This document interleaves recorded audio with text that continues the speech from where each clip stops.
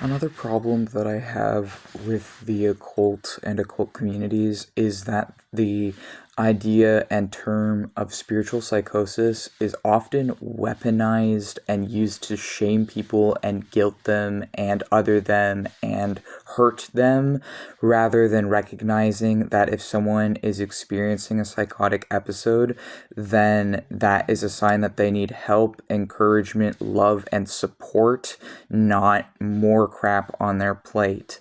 And as someone who did experience a psychotic episode, I believe in direct response to a seriously traumatic event that had happened in my life that flung me into a depressive spiral and led me to falling into a couple different cults and then getting out of those cults. But I was experiencing an inability to tell reality from fiction, and some of the demon work and other stuff I'd been doing much, much earlier on within the first 1 to 2 years, before I was even using that label, before I was using any labels, and a bit into using labels too, actually. But like a lot of the beginning of my work did involve some what I now recognize as spiritual psychosis. And I think that really it was a product of my circumstances. It was a product of the trauma and abuse and discrimination that I've faced. And it was really a natural response to all the shit that I was dealing with. And so it's really gross to me how I've noticed that some spiritualists and occultists will just weaponize it and use it as this term to justify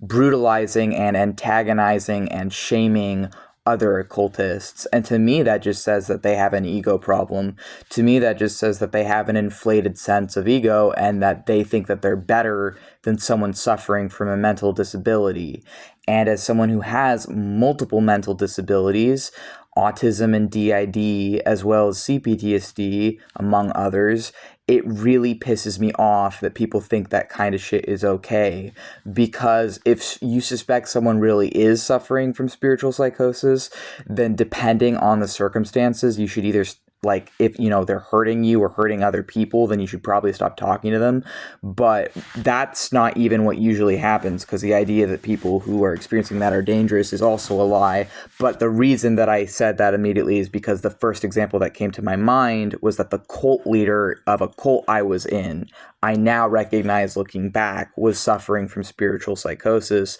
which is something I realized when I left that cult. And that man specifically was harming me and other people. And that's why I said, if they're hurting like other people or you with their beliefs, then it's time to like leave that. But that was maybe not the best thing to jump to. What it felt like when I had it was like a deterioration of everything, like because of just how hard it was accepting the fucking trauma and pain that I had been put through for the first 2 decades of my life plus, and understanding just the horror of it all was mind-breaking, because it was part of my shadow work forced me to face that stuff. And when I faced that stuff, it did break me.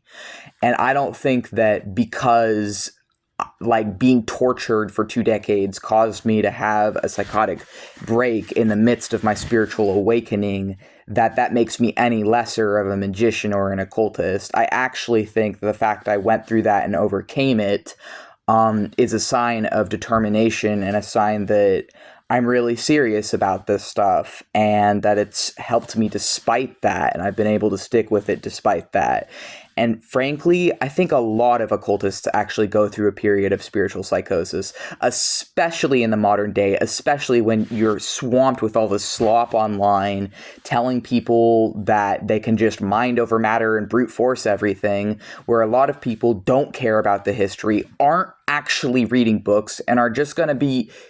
using whatever's accessible. And whether you disagree with that or agree with people doing that, that's what people are still going to do either way. And that kind of thing, because a lot of this is mental, is going to lead people to bricking their own brains and running into bugs and errors and pain and spiritual psychosis. And whereas for me, I was able to get out of that, and I was able to get help and find a way to stop being destructively addicted to meditating and instead learn to meditate constructively instead of destructively, how I'd been before, and to start being more gentle with my brain and body instead of trying to brute force things, which was a huge part of the problem. I think that this stuff is a part of it, and sometimes people run into mental health issues and other things, and instead of shaming these people and ostracizing them and othering them, we should be trying to support them and help them. Especially if you recognize that someone is suffering, then if you are a kind-hearted person, the right thing to do is to try and help them, not to spurn them and outcast them for suffering.